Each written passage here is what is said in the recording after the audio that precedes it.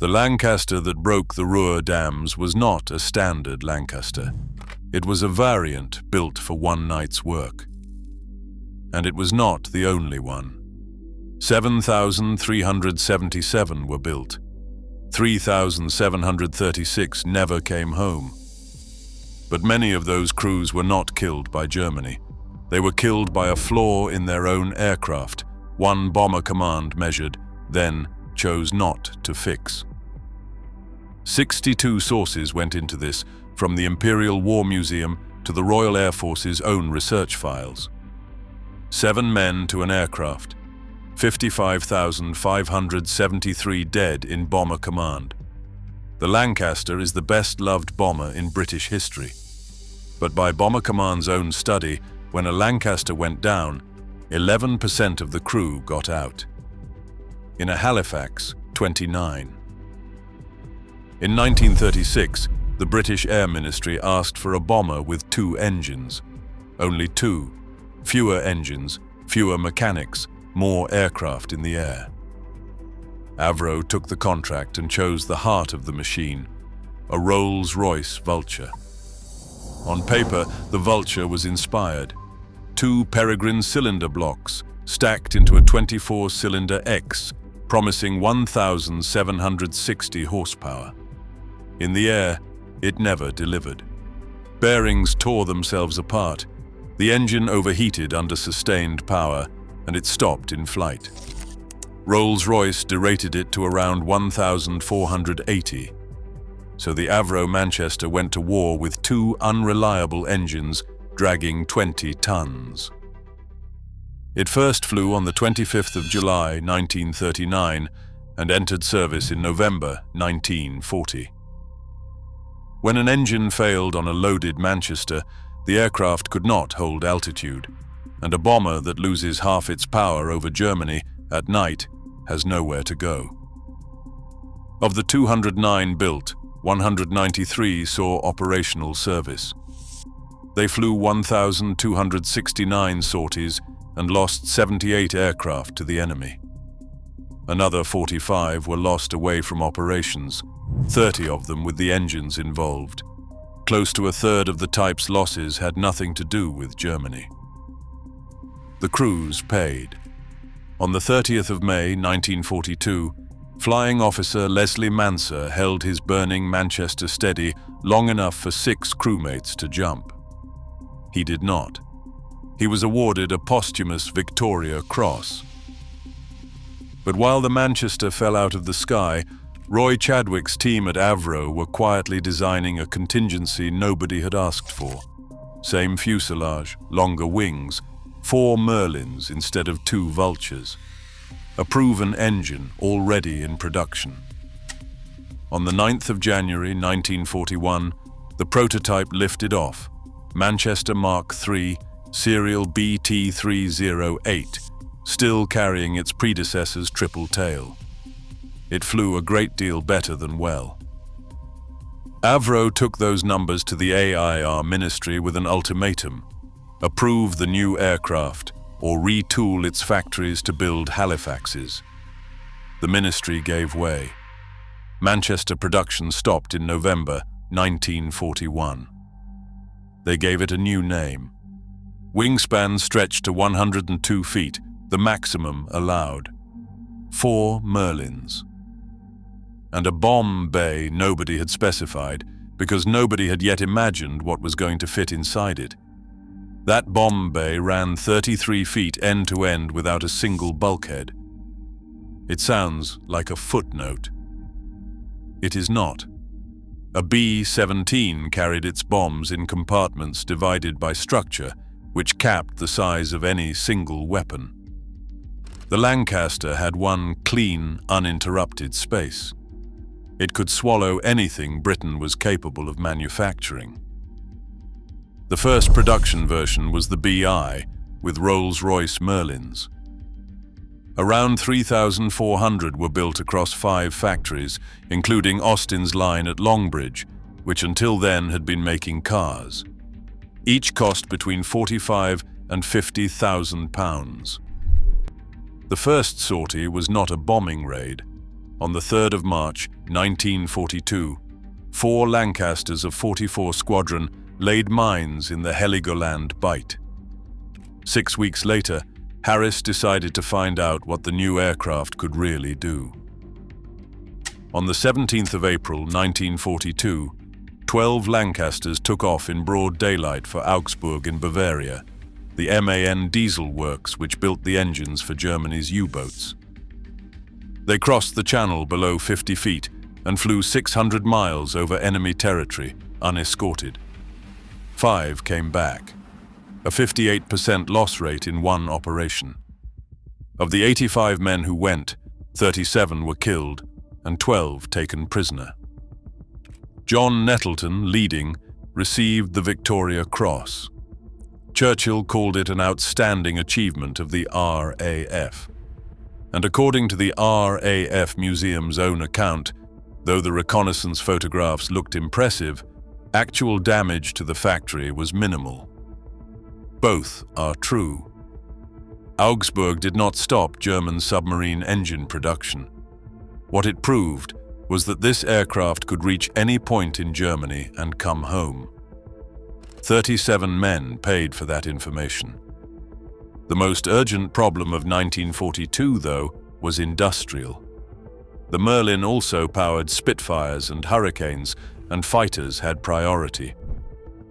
There were not enough engines to go round, so the B-2 appeared, a Lancaster with 4 Bristol Hercules radials in place of Merlins. 300 were built, all by Armstrong Whitworth. Instantly recognizable by the broad cylindrical cowlings of the radials, nothing like the sharp taper of a Merlin. It flew, but it flew lower, and in a night bomber, altitude is survival. The B-2 was a stopgap, and everyone knew it. The real answer came from Detroit, where Packard began building the Merlin under license. That American engine produced the B-3, externally almost identical to the BI, with 3,030 built. Between the 3 of them, the fleet was assembled. 7,377 Lancasters of all marks. 3,736 did not return. To understand that figure, you have to stop looking at the aircraft and start looking at the darkness it flew through. Darkness was supposed to protect the Lancaster. Germany turned it into an organized hunting ground. The system was called Himmelbett, meaning 4-poster bed. The Germans divided the sky over northern Europe into adjoining boxes, each with its own Würzburg radar and a night fighter waiting inside. The controller watched both on his screen and talked over the radio until one sat behind the other. Methodical, silent, and flawed in one respect, each box could handle only one bomber at a time. So the RAF invented the bomber stream. Instead of trickling through over several hours, hundreds of aircraft crossed the same box within minutes.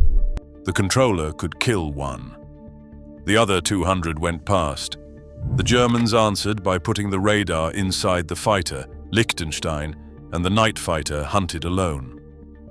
The RAF countered with electronics, H-2S, which painted the ground beneath the aircraft and found cities through cloud, and Monica, which watched the tail and warned if something was closing. Here is the cruelest turn of the night war. German engineers built receivers that were not looking for aircraft. They were listening for those 2 sets. Naxos homed on H-2S. Flensburg homed on Monica. Every Lancaster that switched its equipment on to see better and protect itself was lighting an electronic flare above its own position. The night fighters did not have to find the bomber stream. They tuned into it, and then came the weapon that used all of it. The Germans mounted 2 20mm cannon in the spine of their night fighters, angled upwards, called Schräge Musik, meaning slanted music. The fighter slid in beneath the bomber, matched its speed, and fired into the ceiling. Against a Lancaster, it was very nearly perfect. Turret in the nose, turret on the back, turret in the tail, and underneath, nothing. No gun, no window, no eye. That gap was no oversight. The ventral turret had been deleted to save weight, the same reasoning that gave the aircraft its enormous bomb load. The strength and the weakness were one decision. Crews died without seeing what hit them. And because nobody came back to describe it, it took the British a long time to work out what was happening up there. The bill arrived on the 30th of March, 1944, over Nuremberg. Bomber Command dispatched 795 aircraft. Sources put the losses between 95 and 106. The Australian War Memorial says 96, but every source agrees on the dead, 545 men in a few hours. Bomber Command's worst night of the war. Answers were tried. 9 Lancasters became BVIS, Merlin 85s, nose and dorsal turrets removed, countermeasures for the marker squadrons. The engines surged and could not be synchronized. The type was withdrawn in November 1944. Others got Village In, a tail turret radar that laid the guns itself. None of it solved the problem. Bomber Command finished the war with 55,573 dead men. But while the main force bled out after dark, one squadron had just been handed orders to do the opposite. Fly by day, fly low, fly alone. The problem with the German dam in 1943 was geometry. The wall of the Möhne was over 100 feet thick at its base, screened by torpedo nets and covered by flak on the crest. A bomb from altitude would never hit it. A torpedo would snag. A charge in open water would waste its force in every direction. To break that dam, you had to place an enormous charge exactly where the water met the wall, several meters down. Nobody knew how. Barnes-Wallis did. His answer was to make the bomb bounce. A cylinder spinning backwards, released just above the water, would skip across the surface like a flat stone, clear the nets, strike the wall, and then the backspin would walk it down the concrete to its detonation depth. Water pressure would do the rest. The weapon was codenamed Upkeep, 9,250 pounds, 6,600 of it Torpex, fired 30 feet down by 3 hydrostatic pistols. For any of it to work, Wallis imposed conditions bordering on absurd. Released spinning at 500 revolutions per minute, at 232 miles an hour from exactly 60 feet. At night, which meant building a different Lancaster, the Type 464 provisioning. The most detailed study counts 23 conversions. Published figures range from 21 to 23. The bomb bay doors came off and Upkeep would not fit inside. In their place went 2 V-shaped caliper arms and a drive belt turned by the hydraulic motor that had worked the dorsal turret, now deleted. That gunner moved to the nose. And flying at exactly 60 feet over black water, 2 Aldi's lamps, nose and rear, angled so the beams crossed at a single point on the surface. When the 2 circles of light met, the aircraft was at 60 feet, 2 lamps and a human eye. On the night of the 16th of May, 1943, 19 Lancasters of 617 Squadron left Scampton with 133 men. Guy Gibson flew ED 932, letters AJG on the side. They broke the Möhne. They broke the Eder. The Sorp, compacted earth, held. 8 aircraft did not come back. 53 men were killed and 3 taken prisoner, 4 out of every 10 who set off. In the flooded valleys, around 1,600 people died, most not German, forced laborers and foreign prisoners of war. And here, the argument begins. The Germans repaired the dams with remarkable speed, and Ruhr production had largely recovered by September. For Max Hastings, the fault lies with Harris, who never sent the incendiary raids that would have devastated a Ruhr with no water for its fire crews. The RAF's own Air Power Review argues the opposite, that Chastise achieved considerably more than modern historians allow. Both positions are still defended from the same documents. What nobody disputes is the other thing. Wallace never wanted a bomb that bounced. It was a workaround. What he wanted to build was far worse, and he finally had an aircraft big enough to lift it. Wallace had spent years arguing for an idea almost nobody would take seriously. To bring down a structure, he said, you do not need to hit it. You take away the ground it stands on. A heavy enough bomb, dropped from high enough, would go supersonic on the way down, bury itself dozens of meters underground, and detonate there, opening a cavern beside the target for the target to fall into. He called it an earthquake bomb. The obstacle had always been the same. Nobody had an aircraft that could lift one. Now somebody did. That 33-foot bomb bay with no bulkheads turned out to be the only space on the Allied side where they fitted. The first was Tallboy, 21 feet, 12,000 pounds, capable of driving 90 feet into the ground before going off. First used in June 1944 against the railway tunnel at Saumur. The second was Grand Slam, 25.5 feet, 22,000 pounds, more than 9,000 of that Torpex. The largest conventional bomb used by any nation in the war. Lifting it meant gutting the aircraft. 32 Lancasters became BY Specials, dorsal turret gone, 2 of the 4 tail guns gone, bomb bay doors removed, and the opening fared over because the weapon was far too large to travel inside. Merlin 24s to drag the weight off the runway. And one more modification which tells you everything about 1945. They removed the armor plate from the pilot's seatback. Every pound protecting a man was a pound not going into the bomb.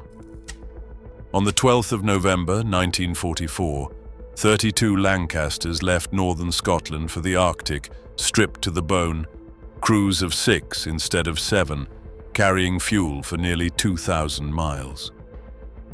Waiting in a fjord near Tromsø was the battleship Tirpitz, the ship that had pinned down half the Royal Navy for 3 years without firing on it. The Tallboys found her. Tirpitz suffered a violent internal explosion, rolled onto her port side, and stayed there, keel to the sky. Of 1,900 men aboard, around 1,000 were killed or wounded. The sinking is officially credited to 617 Squadron, and the bomb dropped by Willie Tate. 9 Squadron has never entirely accepted that. In 2009, the 2 units reflew the attack as a competition on a Lincolnshire weapons range. 4 months later came Grand Slam's turn. On the 14th of March, 1945, at the Bielefeld Railway Viaduct, the bomb went into the ground beside the piers, drove deep, and detonated. 5 arches collapsed on their own. Only 42 Grand Slams were dropped before the war ended. But while 617 was taking bridges apart in Germany, another part of this story was being written 3,000 miles away in a factory in Ontario. At Moulton, Ontario, Victory Aircraft began building Lancasters in 1943. Canada did not just send crews to Europe. It built the aircraft they flew in. The result was the B.X, a Canadian B.3 with North American instruments and Packard Merlins. 430 were built.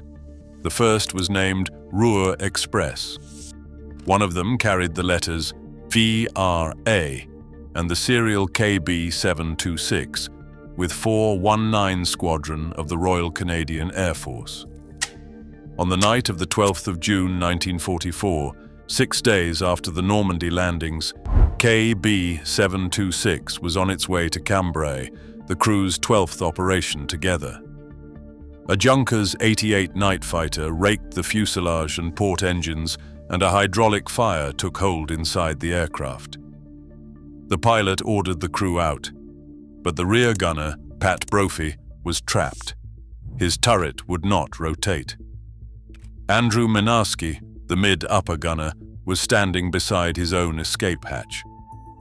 Instead of jumping, he went back through the fire. He attacked the turret with a fire axe.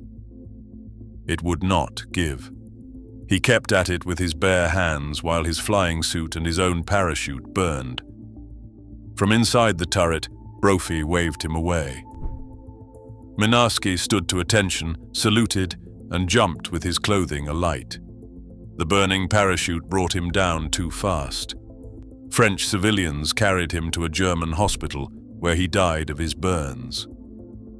Brophy survived the crash, which is the only reason this story is known.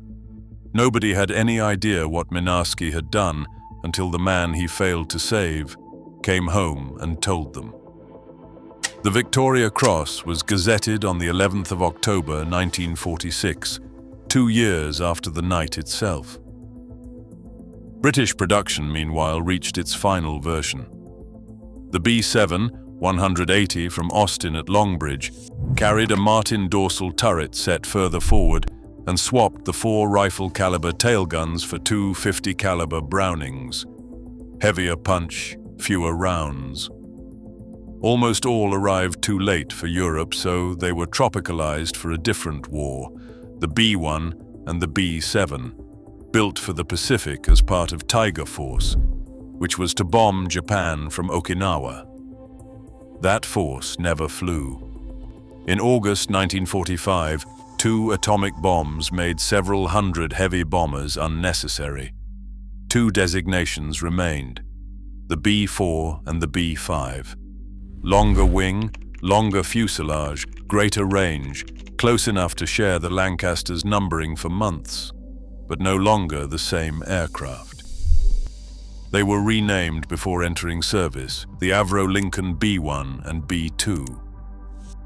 That is where the Lancaster ends as a frontline bomber, with a reputation no other British aeroplane has matched. But Bomber Command was sitting on a study that was never made public, one explaining why so many of its men were dying, and it had nothing to do with German fighters. The report had existed since 1943, stamped by Bomber Command's own operational research section. First, what that report does not say, because this is the legitimate objection. Per operation flown, a Lancaster crew was more likely to come home than a Halifax crew. Lancasters were shot down less often. As an aircraft to fly in, it was the best of Britain's 3 heavies. The problem appeared at the precise moment it stopped flying. When a bomber went down, the crew left through a hatch. The Lancaster's forward hatch, in the floor of the bomb aimer's position, measured 22 inches by 26.5 inches, 2 inches narrower than the Halifax hatch. Through that opening went a man wearing a parachute, in the dark, inside a burning aircraft, spinning out of control. If he was coming from the rear, he first had to climb over the main wing spar, which ran straight through the fuselage. The numbers are these. According to the Imperial War Museum, 15% of the crews of downed Lancasters got out, against 25% for the Halifax and Stirling. Bomber Command's own study, compiled from a survey among British prisoners of war, is worse. 10.9% in a Lancaster, 16.9% in a Stirling, 29.4% in a Halifax. Freeman Dyson put the figure for an American B-17 closer to 50%, though that aircraft flew in daylight, which is a fair caveat. And now the part that does not make it into the films. They knew. Harris wrote to Soundby demanding official attention to the urgent need for better escape hatches because far too few crews were getting out. Outward opening hatches were approved for aircraft not yet built. For those already in service, the modification was judged impractical. It would have slowed production. Dyson pushed for the hatch to be enlarged and got nowhere. And in December 1942, the Chief of the Air Staff, Charles Portal, signed a memorandum that still sits in the National Archives, asking that statistical information on aircrew chances of survival be confined to the smallest possible number of people. The men flying the aircraft were not to know their own odds. The Lancaster's final year was, in that light, a strange kind of restitution. From the 29th of April 1945, some 300 Lancasters flew over a still-occupied Netherlands at 500 feet, bomb bays open, releasing 6,685 tons of food to a population that had spent months eating tulip bulbs. Operation Manna. Then Exodus, 24 men per aircraft, sitting on the fuselage floor, 75,000 British prisoners of war brought home before June. And then the aircraft simply went on working. The PR-1 photographed and mapped. The ASR-3 carried an airborne lift boat in the bomb bay to drop to men in the water. The GR-3 and MR-3 hunted submarines. The Lancastrian, turrets and armor stripped, fuel tanks where the bombs had been, became an airliner, and one flew the first scheduled service out of the new Heathrow in March 1946. Others finished with jet engines under the wings as test beds for the Nenes, Derwents and Orendas that would replace them. Canada flew them until 1964. Of 7,377 Lancasters built, 17 survive complete. 2 still fly. But the design did not die in 1945. Those renamed B Mark IVs and B Mark Vs became the Avro Lincoln, and the Lincoln produced the Avro Shackleton, the Lancaster's direct grandchild, running the same Merlins, still in Royal Air Force service in 1991, patrolling the North Atlantic while the rest of the fleet flew Tornadoes. Half a century after Chastise, a Merlin was still turning under a British roundel. How that happened, and which Royal Air Force bombers came off that same line, is in the video on your screen now.